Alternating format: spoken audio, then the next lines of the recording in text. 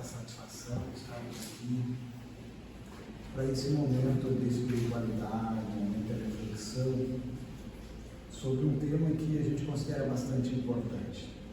Trazemos de início o abraço da nossa diretoria executiva, a direção da casa, aos seus trabalhadores, e como o nosso tempo está, digamos assim, ajustado dentro da prática, a gente não pode perder muito tempo para poder dar sequência. A proposta, então, de hoje é nós conversarmos sobre a convivência, sobre a forma que a gente faz esforços para viver melhor. No dia 25 de dezembro de 2021, aqui na base francesa de Kourou, na Guiana Francesa, um consórcio de agências aeroespaciais lançou um foguete para o espaço, o Ariane 4, e junto com esse foguete foi um instrumento muito significativo para a humanidade, que é o telescópio James Webb. O James Webb é um avanço tecnológico em relação ao outro telescópio, aquele Hubble, que a gente já ouviu falar um tempo atrás, e ele traz, para a gente não perder tempo falando nos avanços, ele tem trazido informações, imagens principalmente, que são muito significativas. Então, a gente deve ter visto em algum momento, no programa de televisão, na internet, as imagens que têm surpreendido os cientistas, das galáxias, dos berçários de galáxia, como são esse aqui, que têm surpreendido que o universo é muito maior, é muito mais complexo do que eles até imaginavam. Mas o que eles basicamente estão procurando, os cientistas? Saber de onde nós viemos. Certamente muitos de nós aqui estamos aqui nessa busca para saber de onde a gente veio, para entender o que a gente está fazendo e logicamente se projeta para saber para onde nós vamos, quando acontece a desencarnação. O importante é nós verificarmos que os cientistas buscam a origem da matéria. E a matéria, eles conseguem identificar que ela é feita de pequenas partículas, que a gente conhece hoje como átomos. Átomo é uma ideia que vem lá da antiga Grécia, quando o Demócrito chegou pensando lá, talvez ele tenha pego um grãozinho de areia assim na praia, bem pequenininho, tentou quebrar, e ele disse assim: certamente tudo que tem de matéria é feito num pedacinho que não pode ser mais quebrado. A ciência evoluiu e identificou que esse pedacinho, esse átomo, por menor que seja, ele é quebrado. E aí surgiu a física atômica, a física subatômica, e aí nós começamos a identificar que os átomos são formados de núcleo, de elétrons, de prótons, e que eles formam, conforme a estrutura de cada um, as substâncias que a gente conhece, que estão lá naquela tabela periódica, que a gente deve ter, alguns lembram ainda das séries do ensino médio. Então, temos o chumbo, temos o ouro, temos o ferro, temos o oxigênio, o hidrogênio, e tudo isso se congrega, formando então as substâncias químicas que, por sua vez, formam as moléculas, formam as nossas células, formam os ossos, formam o sistema nervoso, formam o sangue, formam a pele, formam toda a estrutura física. E aí tudo bem, Os cientistas estão cada vez descobrindo mais que isso, tanto no macrocosmo, quer dizer, nesse universo que o James Webb tem trazido informações, quanto no microcosmos, entrando dentro da estrutura interna, tem muita coisa ainda para descobrir. E esses avanços permitem, então, que a gente tenha benefícios, a radioterapia, medicamentos, as microcirurgias, as telecomunicações, e tudo que a gente vê e que a vida traz como possibilidades. Muitas dessas tecnologias nem sempre são usadas para o bem. Assim como a radiação é usada, por exemplo, para uma radioterapia, para uma ressonância magnética, você produz bombas também, equipamentos de guerra, como a gente vê, que causam destruição intensa. Mas o que os cientistas não sabem, basicamente, que eles ainda continuam se perguntando? De onde é que surgiu o universo? Naquela pontinha inicial lá, onde é que surgiu isso? Toda a base, de onde surgiu? Eles ainda querem saber quem que formou essa matéria básica lá, que, segundo eles, em um determinado momento, em torno de 14 bilhões e 700 milhões de anos atrás, houve uma explosão. E isso que eles enxergam do universo, essas luzes que o James Webb traz, dos planetas, à distância, estava tudo concentrado num ponto. Então eles não sabem quem é que formou a matéria inicial e por que também, em determinado momento, surgiu a luz ou fez com que então a matéria, essa energia se espalhasse e que depois, quando resfriasse, ela formasse a matéria. É interessante porque o que os cientistas estão procurando, né, lá no primeiro livro da Bíblia, a Gênesis, tá, no primeiro capítulo, tá, no versículo 3º tem uma frasezinha que diz assim: e Deus disse, faça-se a luz, e a luz foi feita. Vocês veem então que todo esse conhecimento de espiritualidade também é simples, não dá resposta, mas dizer, houve um momento, quer dizer, alguém, Deus, né, que na doutrina espírita está lá na pergunta número 1, quem é Deus? Deus é a causa primária de todas as coisas, quer dizer, para nós, o faça-se a luz, e o que os cientistas estão buscando para saber de onde surgiu, é essa causa primária de Deus que nós conhecemos. Mas enquanto tudo acontece, as pesquisas avançam, os cientistas ainda não sabem como é que tudo se organiza com tanta, digamos assim, precisão. Eles conhecem as leis da eletricidade, do magnetismo, as leis, a força nuclear forte, fraca, tudo. Eles sabem como é que as coisas, digamos assim, formam ou se estabelecem, mas eles não sabem a origem, como é que houve essa organização, qual é o propósito disso. Tá? Na verdade, os cientistas, eles ainda têm dúvidas de como é que a matéria se organiza. Eles sabem os elementos químicos,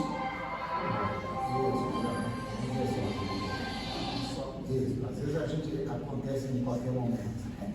Mas quando os cientistas estão buscando, e às vezes é que nem a gente busca o botãozinho de desligar, mas a gente se atrapalha, né? Isso acontece. Mas os cientistas estão buscando também entender como é que se organiza tanta matéria, tá?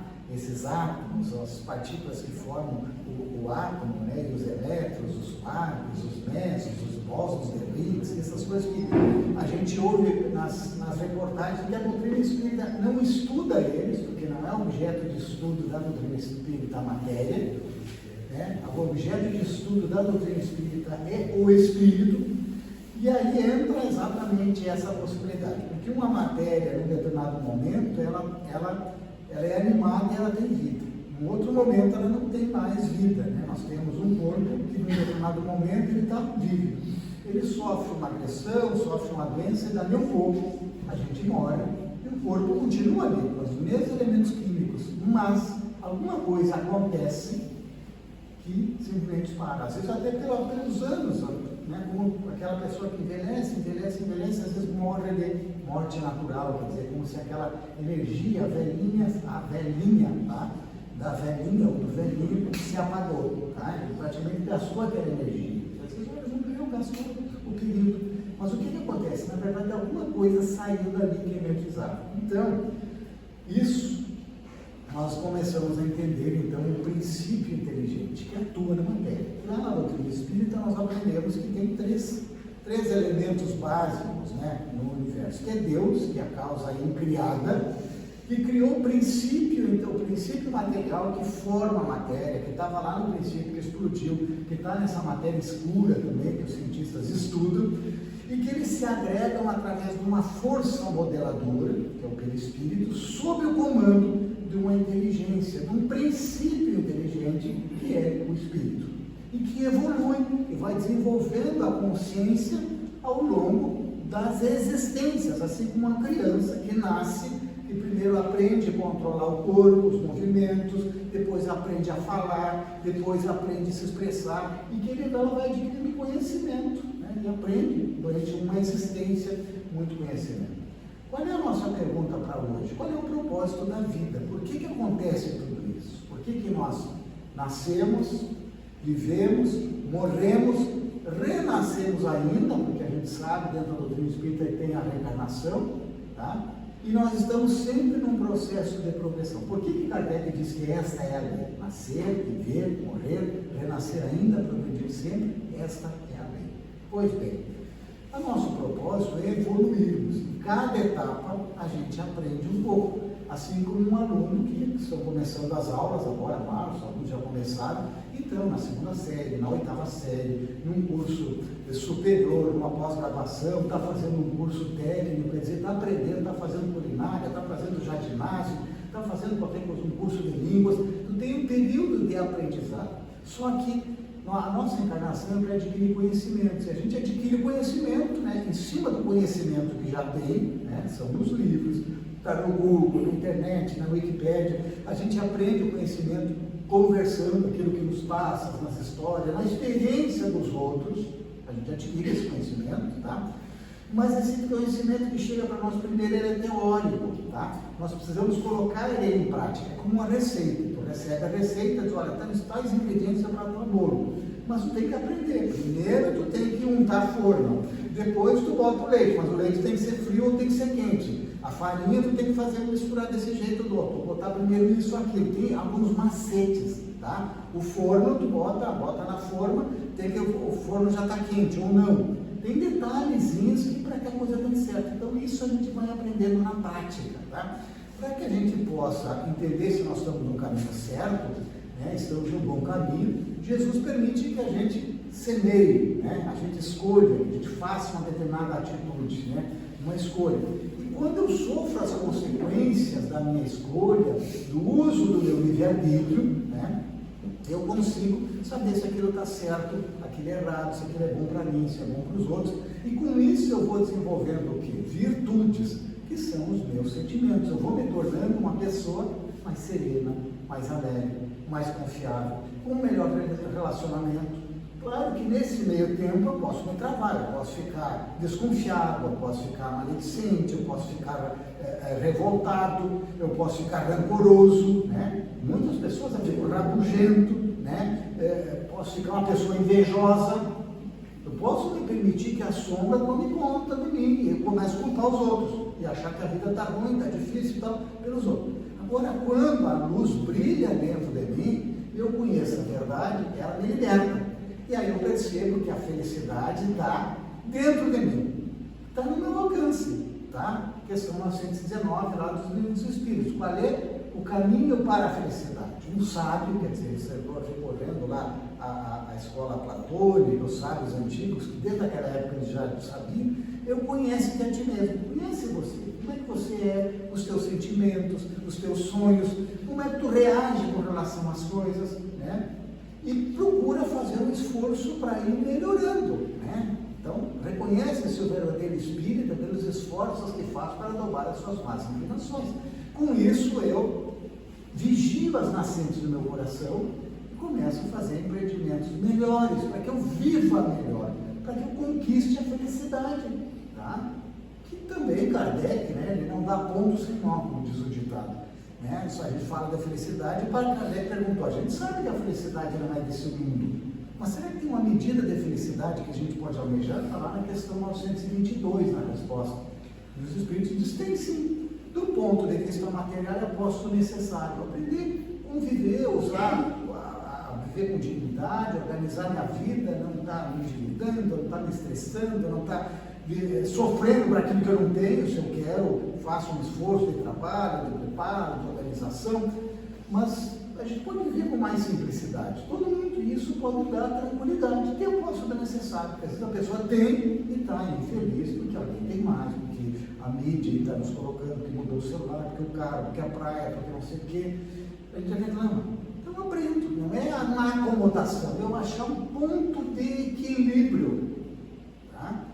E aí a segunda parte é do ponto de vista moral, é a consciência tranquila. Tá? Aquela coisa de eu poder deitar no travesseiro, dormir, ficar tranquilo, sem saber que não tenho nada contra alguém ou alguém contra mim. Isso aí é importante. E, logicamente, a fé no futuro, né? Consciência tranquila e a fé no futuro. Porque eu sei que Deus, que as coisas só me acontecem aquilo que eu preciso, a cada dia basta o seu mal, e que qualquer desafio que eu passe, ele não é injusto nem acima das nossas forças. Se veio para a gente, né? Só nos acontece, diz o Espírito Joana de Eixo, né? Aquilo que está no rol, na lista das nossas necessidades. Para quê? Para que a gente adquira conhecimento e desenvolva virtudes. Tá? Mas vamos adiante aqui. João, lá, capítulo 8, versículo 32, né, afirma que Jesus diz: conhecereis a verdade e ela vos libertará. Quer dizer, qual é a verdade, né, que vai nos ajudar? E a humanidade busca, né, do ponto de vista material, as ciências acadêmicas trazem conhecimento. Do ponto de vista espiritual, a gente vem buscando através de reveladores, até de espíritos que conectam e que trazem a tempo e tempo algumas informações a mais.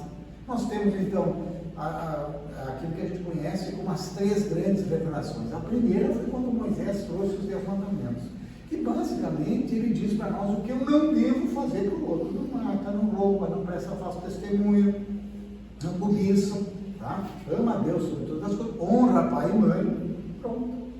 Não faz para o outro o que eu não gostaria que fizesse. É o princípio da justiça.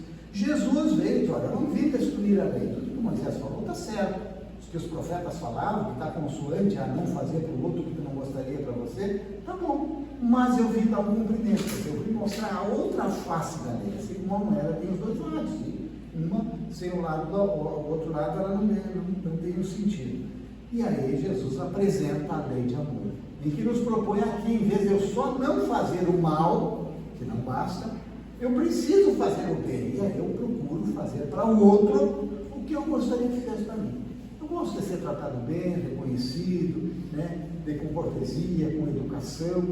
Né? Eu não gostaria, se eu tivesse num momento de aflição, que alguém orasse por mim, que me mandasse uma mensagem de esperança, que me acalentasse, às vezes que me abraçasse, que estivesse à disposição de: ó, conta comigo. Eu posso fazer isso também pelo meu próximo, por aqueles que estão no meu círculo de influência, que eu tenho essa disponibilidade. Jesus faz isso. E Kardec daí vem, quando apresenta a doutrina espírita, ele fecha e diz assim: ó, fora da caridade não tem salvação. Né? E apresenta, né, a justiça, o amor, tanto que é a 10ª lei que está na 3ª parte do Livro dos Espíritos, quando fala das leis morais, que é a lei de justiça, de amor e de caridade. Lógico que quando Kardec fala caridade, ela vai além da caridade material, que é importante em muitos momentos, é fundamental para aquele que está com fome, para aquele que está com sede, para aquele que está com frio. Ele precisa atender a necessidade material, tá? Mas Kardec também pergunta, já que Jesus é o nosso Espírito mais perfeito que Deus nos deu para ser modelo, né? Modelo, referência e guia que sabe nos conduzir pelos caminhos tortuosos e pelas aflições da vida, com bom ânimo, porque ele disse: eu venci, vem após mim, vocês vão conseguir também encontrar o caminho. Eu sou o caminho para a verdade e para a vida.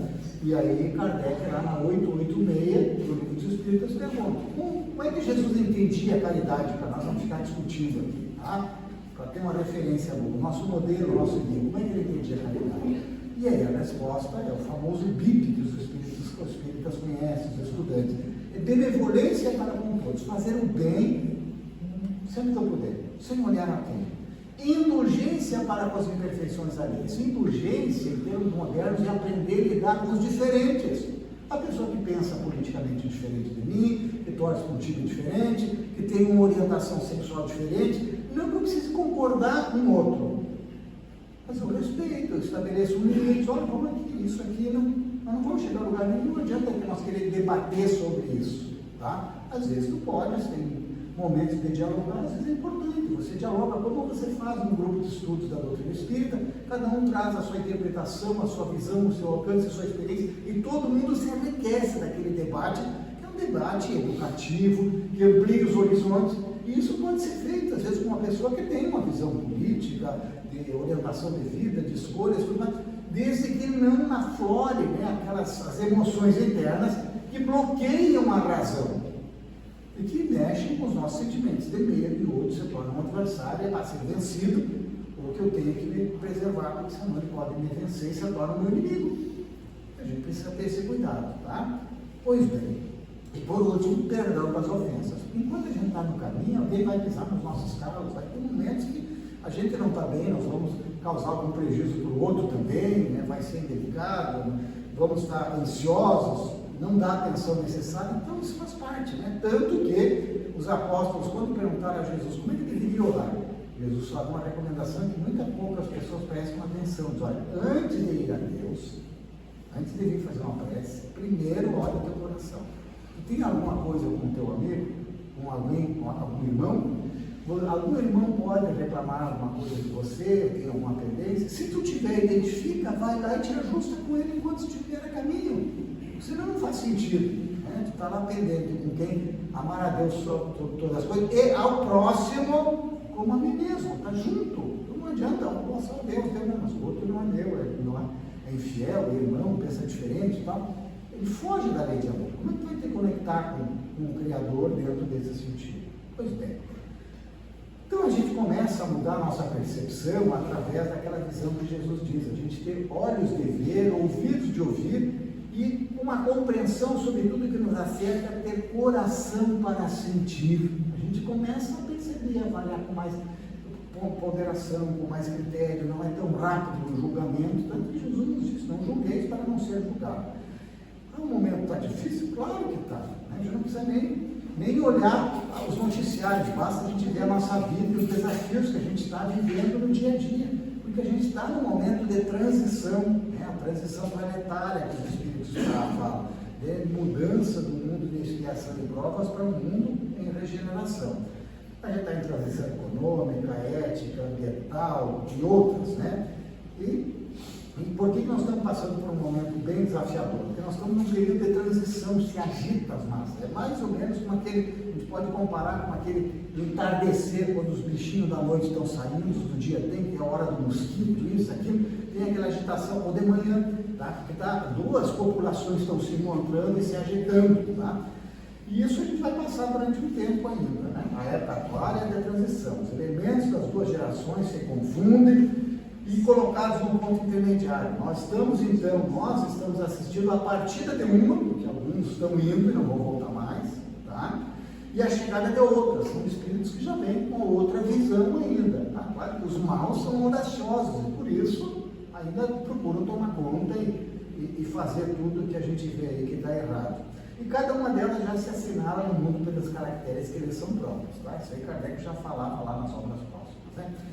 O nosso trabalho, meus amigos, é mantermos um esforço, né? Kardec, da época do positivismo, né? O positivismo é de Augusto Conte, nós temos lá na bandeira do Brasil ordem e progresso, é um lema positivista, né? Kardec tinha como lema o trabalho, a solidariedade e a tolerância, tá? Então, serve para nós também, né? Trabalho e lei divina, é a segunda lei que, junto com a lei de adoração, é a lei que nos liga ao Criador. Solidariedade é ter esse bom relacionamento, auxiliar, né? Fazer essas trocas, porque ninguém depende completamente do outro, e a gente também não gosta de depender, mas nós todos somos interdependentes, então a gente caminhar junto. De repente um tem uma tropicada lá, o outro segura pelo braço, não deixa cair, eu estou meio cansado, me oferece um copo de água, me acompanha naquele momento que eu preciso sentar para descansar um pouco, né? Conversa, pensa comigo, aqueles momentos desafiadores da vida, até que eu me recupere, passe pelaquela crise e vá adiante, né? E a tolerância, que faz parte, né? Porque senão, se eu me torno muito rígido, né? Eu me torno egoísta, soberbo, né? E aí fica muito difícil de conviver. Se tu não tiver tolerância, né? Tu não vai conseguir manter equilíbrio e serenidade nos dias de hoje, tá? Aí nós vamos educando os sentimentos, né? O amor, a caridade, a alegria, a gratidão, que são sentimentos que, inundam o nosso coração de bem-aventuranças. A afabilidade, tratar bem, com gentileza, às vezes até o tom da nossa voz é música para os ouvidos, a doçura.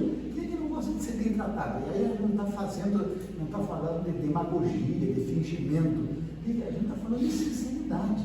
Não é bom isso, não é bom, claro que é. Então a gente às vezes até precisa cuidar com isso. Volta e meia, às vezes a gente está mais agitado, tá? Quando vê a minha esposa diz, olha, tu está meio agitado, está falando rápido, algo, já calma um pouquinho, né? Porque agita, né? A gente se agita. Então, essa afabilidade, a doçura, melhora o relacionamento, melhora o ambiente. Tu escuta uma música alta lá, agita, uma letra ruim, ou uma música mais suave, mais calma, ela harmoniza o ambiente, tá? E lógico, né? A tolerância, a compreensão com relação aos outros, né? E a tolerância é aquele primeiro momento tem que aceitar o outro do jeito que ele é. Então eu preciso aprender a conviver procurar compreender por que o outro age, pensa, tem aquele pensamento, ainda tem aquela atitude, né? Quando eu percebo, não posso mudar, só ele pode mudar a si mesmo, eu aprendo a aceitar o outro, a conviver com o outro, tá? Mesmo que tenha que estabelecer limites. Olha, isso eu não concordo com você, por tua conta é risco, até aqui não, tá?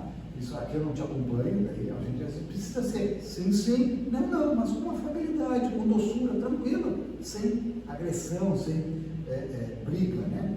E logicamente o perdão, né? Muitas vezes a gente vai silenciar, vai perdoar, né? Lógico que nesse processo de educação dos sentimentos, cada um vai fazer a sua caminhada dentro das suas possibilidades. Nós temos liberdade, né? É a semeadura livre, mas temos responsabilidade, a colheita obrigatória, né? Então, a nossa felicidade ou a nossa infelicidade depende também das nossas escolhas, tá? Sempre que eu me disponho a trabalhar com cooperação, né, que eu incluo a diversidade das pessoas, na família, no ambiente de trabalho, na vida social, na rede social, nas redes sociais, né, na própria instituição espírita, e tento lidar com respeito, é bem melhor, tá? Bem melhor, tá? Eu tenho, a gente no Face lá, quando vai aceitando, tem, sei lá, esses dias está vendo mais de 5 mil amigos. E às vezes o pessoal se agita, né? Agora começa já que de tempos em tempos aflora, a questão política, isso, uma situação que tem, o pessoal pega, né? E a gente respeita, né? Não tem interferência, né? Mas eu coloco um modo soneca lá, até que a pessoa se acalme, né? Boto lá e tipo, para não receber permissão, não desconsidero ele como amigo, né? Mas deixa eu não está em momento bom. A pessoa está agitada nesse momento, vamos pensar, bota lá no soneca, pronto. Para ajudar, de certa forma, a regular o algoritmo do que eu recebo, porque eu também tenho que filtrar o que eu recebo. Então, na vez de fazer alguma coisa, eu também penso, às vezes a minha opinião vai mudar o mundo, a agressividade, essa decisão de alguma coisa, não sei, né? O Evangelho, eu acredito que sim, as boas coisas, o bom, o belo, isso é um informe. Então, assim, ó, eu posso ajudar, eu posso mudar o mundo. Então, aquilo que me serve, aquilo que é bom, aquilo que me pacifica, que me tranquiliza, tá? Em algum momento você pode, eu vou compartilhar isso com meus amigos, né? A gente pode oferecer flores ou pode oferecer espinho. A gente pode jogar uma pedra lá que não sabe o que vai agitar, né? Às vezes a pessoa se alivia, não sei o que acontece, né? Mas a gente precisa ter essa responsabilidade, né? Então agir com justiça, né? Não fazer para o outro que eu não gostaria que fizesse, com prudência, né? Jesus disse: sede manso como as pombas, mas prudente como as serpentes. Isso vai nos levando a um aprendizado e para que a gente possa ter aquela vigilância constante. Vigiai, lembra que Jesus recomendava? E orai, quer dizer, vigia para não entrar nas artimanhas da terra, das sombras, dos espíritos mais inferiores que nós, ou um pouco mais inferior, ou que naquele momento está com um momento de desequilíbrio, que pode estar nos atraindo, né, se a gente não se permite, né? Então, a coragem, a paciência e a resignação vão nos ajudar sempre, né? Lembrando, né, que quando tem esse caminho do autoconhecimento, é sempre importante a gente dar sequência lá na questão 919, quando Kardec retruca os espíritos, a gente sabe dessa máxima, que o autoconhecimento é o caminho para a felicidade. Mas será que tem um método fácil, rápido, né? Uma receitinha simples, assim, descomplicada, um tutorial em poucos passos, aí, né? Simplificado, e aí que nos ajude nesse caminho? E a resposta, quem vem dar é Santo Agostinho, também muito conhecido dos espíritos, né? Diz, tem sim, né? Faça o que eu fazia quando estava encarnado, né? No final de cada dia, né? Em vez de deixar de tempo em tempo, no final do ano, trabalhar o ano só, vê como é que foi o teu dia. As coisas que foram boas, que promoveram o bem-estar, a alegria, a paz, continua fazendo. Aquelas que tu te deu conta que, poxa, eu fiz, o fulano ficou irritado, isso aqui eu podia ter agido diferente, realmente eu podia ter corrigido, já fazer melhor. Procura já corrigir a partir de agora, te perdoa, se tiver que se reajustar com o outro, vai lá e conversa, manda uma mensagem, pô, realmente, me perdoa, naquela hora não fui delicado, não foi legal, tal, mas isso é importante para mim, né? Desconsidera isso aí, risca, tal. Viajei na maionese, os jogos usavam essa tira há algum tempo atrás, né? De repente já mudou tudo, né? Mas está tudo bem, né? E te acerta com ele, né? E também fica atento assim para ver aonde você podia ter feito e de repente tu perdeu, desperdiçou um produto e passou o lado. Né? E também fica atento, porque às vezes alguém que te critica, né? Alguém que faz uma crítica para você,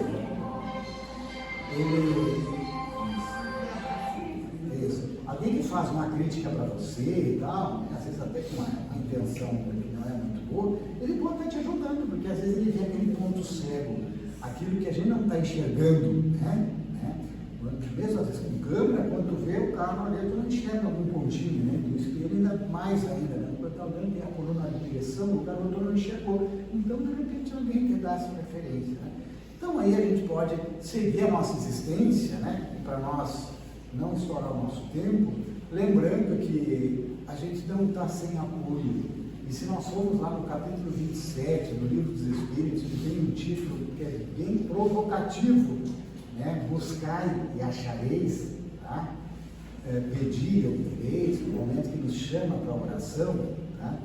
Ele, no item 7º, os Espíritos, a informação de Kardec é que a espiritualidade superior tem 3 coisas que sempre eles nos dão se a gente pedir com confiança e com fé.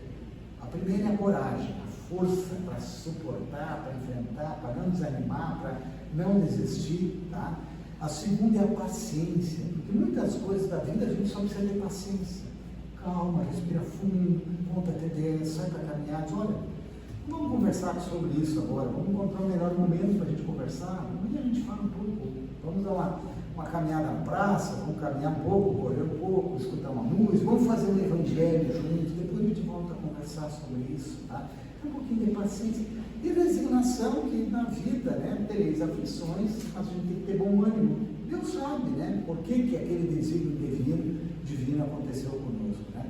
Lembrando que o reino dos céus não é daqueles que dizem Senhor, Senhor, mas aqueles que fazem a vontade de meu Pai. E essa resignação é aceitar. Senhor, né, o que queres que eu faça? Tem que passar esse momento desafiador, essa prova que eu não imaginava, essa perda que eu tenho que aprender a suportar, né, a gerenciar isso, encontrar novos propósitos, inclusive às vezes para a minha vida, porque às vezes acontecem coisas que mudam completamente a nossa vida. Né? Haja vista, tivemos pandemia, enchente, uma desencarnação, uma enfermidade séria, né? Uma perda, né? Um rompimento emocional, uma perda material, tantas coisas que às vezes dão, sabe? É um solavanco na nossa vida imenso. Eu preciso manter o equilíbrio novamente. Se eu tiver fé, né, coragem, paciência e resignação, eu não perco o rumo. Né? A gente reprograma, como o Dado Luiz entrou errado, aquele que está numa rua trancada, reprogramando e tal, e acha um novo rumo da nossa existência. Dessa forma, meus amigos, vamos manter sempre a nossa conexão. E Francisco de Assis, né, traz aquela prece dele fantástica, né, em que nos diz: Senhor, fazei de mim um instrumento da vossa paz. Onde houver ódio, que eu leve o amor; onde houver ofensa, que eu leve o perdão; onde houver discórdia, que eu leve a união; onde houver dúvidas, que eu leve a fé; onde houver erro, que eu leve a verdade; onde houver desespero, que eu leve a esperança; onde houver tristeza, que eu leve a alegria; onde houver trevas, que eu leve a paz, a luz. Honesto, fazei que eu procure mais consolar que é ser consolado, compreender que é ser compreendido, amar que é ser amado, pois é dando que se recebe, é perdoando que se é perdoado, e é continuando a viver após a morte física que nós continuamos a evoluir. Então vamos ter sempre confiança, fé, esperança, fazendo o nosso melhor, porque a felicidade, ela está ao nosso alcance, a felicidade possível na face da terra. Nós precisamos viver no mundo como vivem os homens, disse Jesus, mas sem nos materializarmos, sem nos apegarmos aos tesouros que às vezes são valorizados na terra. Porque esses são tesouros, às vezes, que os ladrões roubam, as traças corroem, mas aquele tesouro que está no nosso coração, os sentimentos adquiridos, né? Essa educação dos nossos sentimentos, das nossas virtudes, esse nós vamos levar por toda a eternidade e já vamos usufruir da paz, da alegria, da serenidade que com certeza eles já nos concederão nessa existência. Muito obrigado pela oportunidade, muita paz a todos. Perfeito.